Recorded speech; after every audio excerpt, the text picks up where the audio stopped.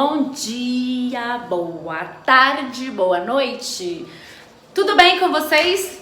Bom, nós estamos na reta final, né?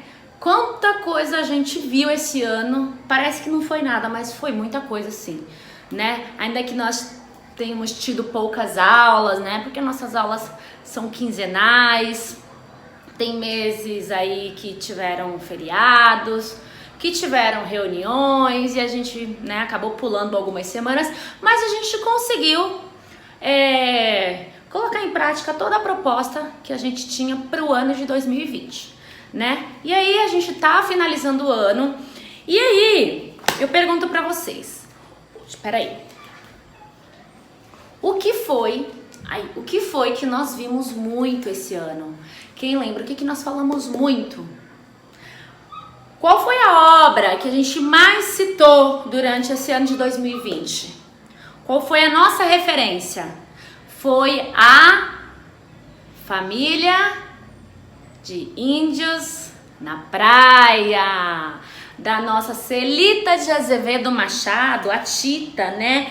Quem tem o livro aí quiser dar uma olhada, na página 12, né? Nós temos aí um breve relato aí da nossa artista plástica brasileira. E hoje nós vamos falar dela, e enquanto eu falo dela, nós vamos vendo aí ao fundo algumas de suas obras, né? Tita, que nasceu no Rio de Janeiro, né? Vamos conhecer um pouquinho mais sobre ela.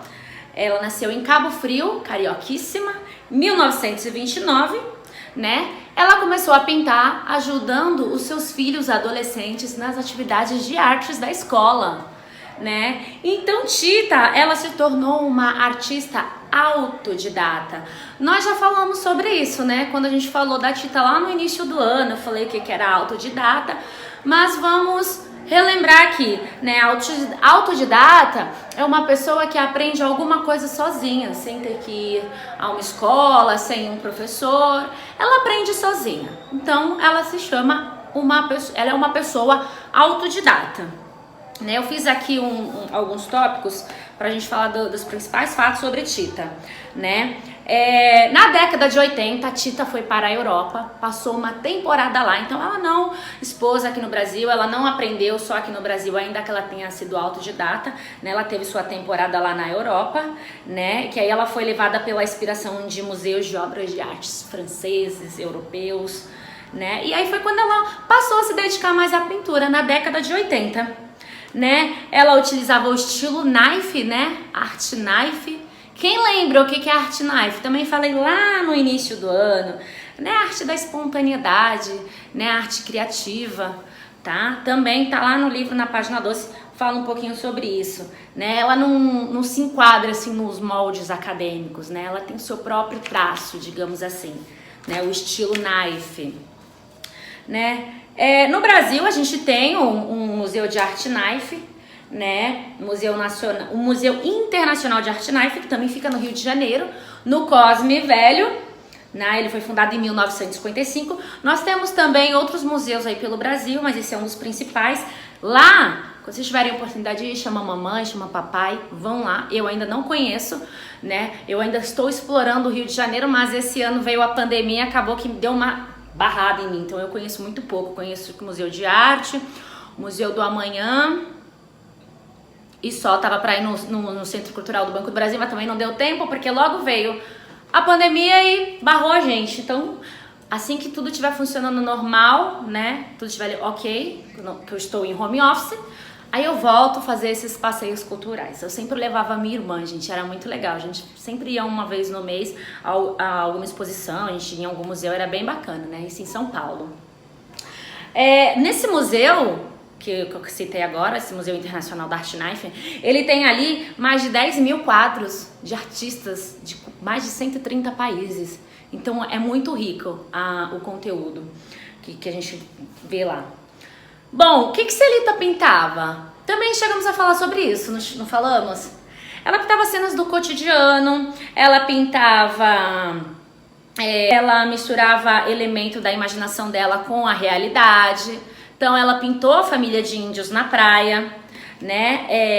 Ela é uma das obras mais famosas, inclusive, da Tita, né? Foi exposta em várias cidades brasileiras e no exterior também.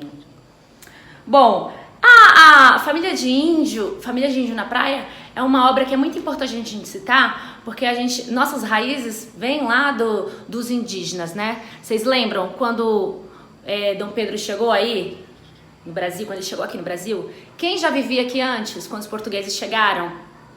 Eram os índios.